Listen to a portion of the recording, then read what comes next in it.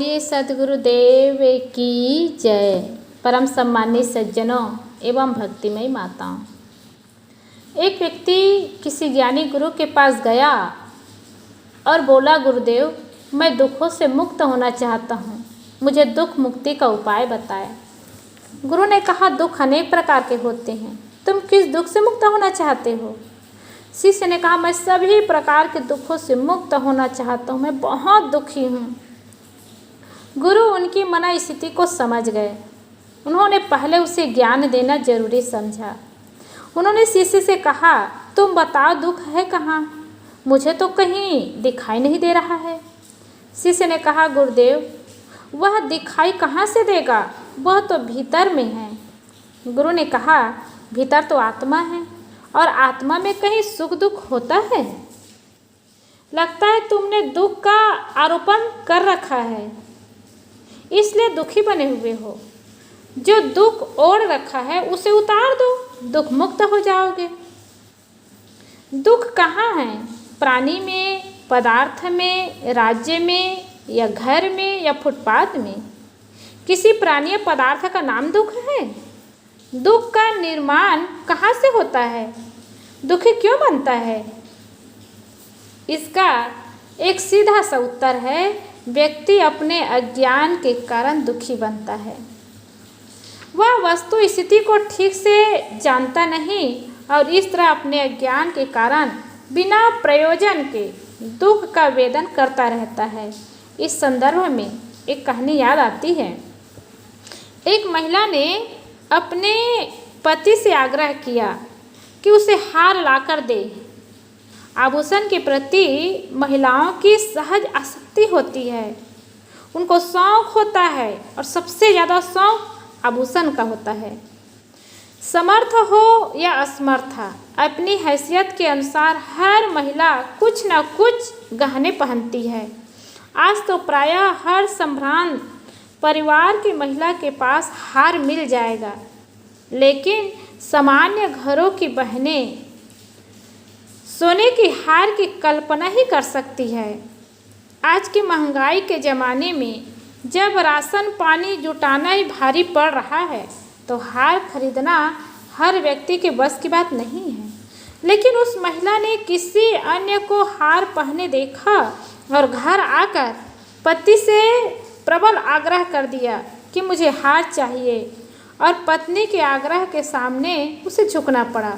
दूसरे दिन ही पत्नी की फरमाइश उसने पूरी कर दी। कोई दिमागी आदमी रहा होगा जिसे पत्नी के मनोविज्ञान की पूरी जानकारी रही होगी। अब दूसरा दिन ही पति हार खरीद करके लाए और पत्नी की इच्छा पूरा करे तो हर पत्नी को खुशी होगी, प्रसन्नता होगी। और खुशी के मारे, प्रसन्नता के मारे अपने पति को धन्यवाद देने लगी कि मेरी इच्छा को पूरा करने के लिए तुम हार खरीद करके लाए।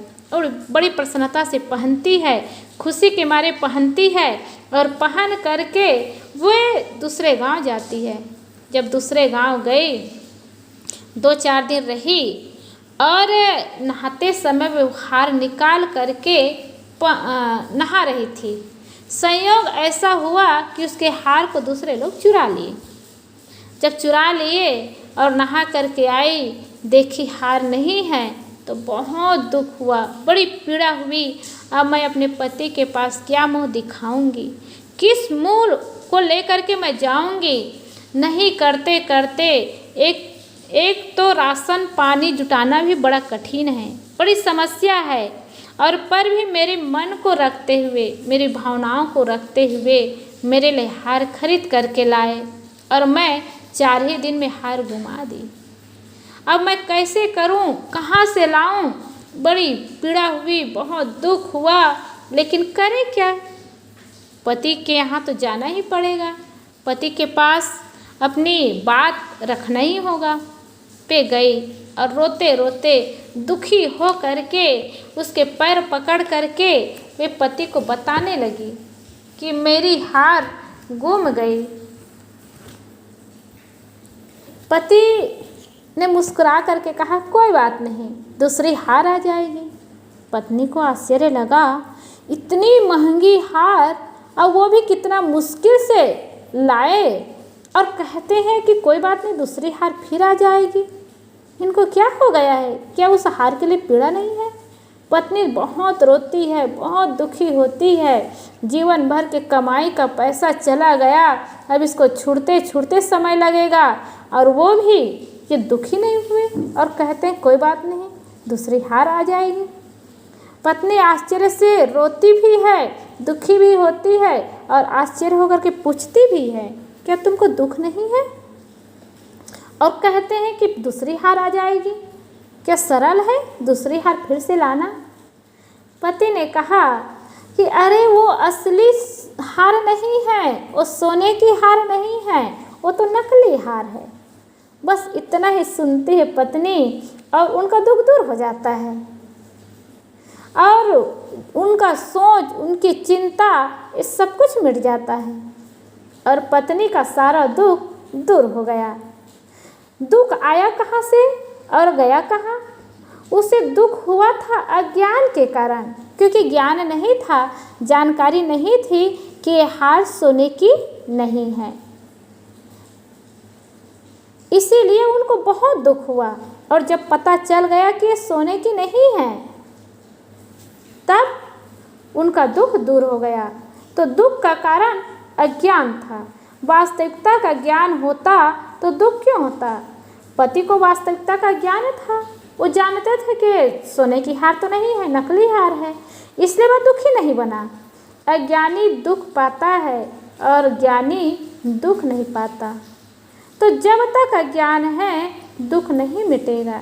इसलिए दुख का पहला कारण है अज्ञानता। दुख का दूसरा कारण है अविवेक, जिसमें विवेक नहीं है, विवेचन करने की शक्ति नहीं है, विश्लेषण करने की क्षमता नहीं है और जिसका दृष्टिकोण विभाज्यवादी नहीं है, वह बार बार दुखी बनता रहता है। इसलिए विवेक की आंखें खोले, दृष्टि डाले तो निश्चित है ज्ञान होगा, विवेक होगा, विचार होगा तो दुख दूर होगा। दुख का तीसरा कारण है व्यक्ति की अपनी आदत। हर आदमी अपनी अपनी आदत से परेशान है। आदमी की आदतें ही विचित्र होती है। खाने की आदत, पीने की आदत, पहनने की आदत, घूमने की आदत, और हर व्यक्ति अपने आदत से परेशान है। समस्याओं से जितना परेशानी नहीं है व्यक्ति को, उससे कहीं ज़्यादा परेशानी अपनी आदत से है, अपने स्वभाव से है। और ये स्वभाव, ये आदत में जब तक परिवर्तन नहीं होगा तब तक दुख दूर नहीं हो सकता। इसलिए आदमी की आदत उसके दुख का कारण है। दुख का चौथा कारण है संवेगों और आवेगों का अनियंत्रण। क्रोध, लोभ, अहंकार, घृणा आदि संवेग है। इसका आवेग प्रबल बनता है तो आदमी दुखों में चला जाता है। मेरे सामने यह छोटी जाति का आदमी बैठा रहा, खड़े होकर अभिवादन नहीं किया, बस इतनी सी बात आदमी को उद्वेगित कर देती है। वह दुखित और क्षुब्ध हो जाता है। परिवार में अक्सर देखने में आता है कि परिवार का मुखिया ही परिवार के सदस्यों के साथ पटरी नहीं बैठती, न बैठा पाते हैं और इसी कारण दुख उठाना ही पड़ता है। एक महिला के यहाँ एक नौकर काम करता था। महिला तो स्वाभाविक सरल ढंग की थी, लेकिन उस घर का मालिक था और दोनों में, घर के मालिक और नौकर दोनों में झगड़ा होता था।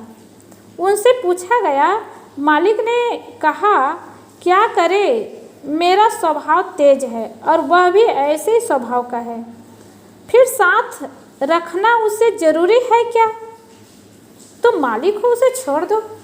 उस आदमी ने कहा, यही तो मजबूरी है, उसके बिना मेरा काम ही नहीं चलता। 3 बार निकाला और कुछ दिन बाद फिर बुलाना पड़ा, वह भी कहीं दूसरी जगह टिका नहीं, एक ही बुलावे पर दौड़ा चला आया।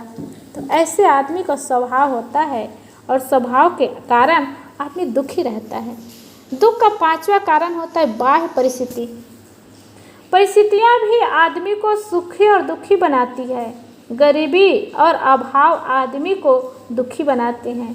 रोटी, कपड़ा, मकान जैसी मूलभूत चीज़ें बाह्य परिस्थितियों के अंतर्गत आती है और इसका अभाव आदमी को दुख में ले जाता है। दुख के बारे में कहा गया है, प्रतिकूल वेदनीयम दुखम।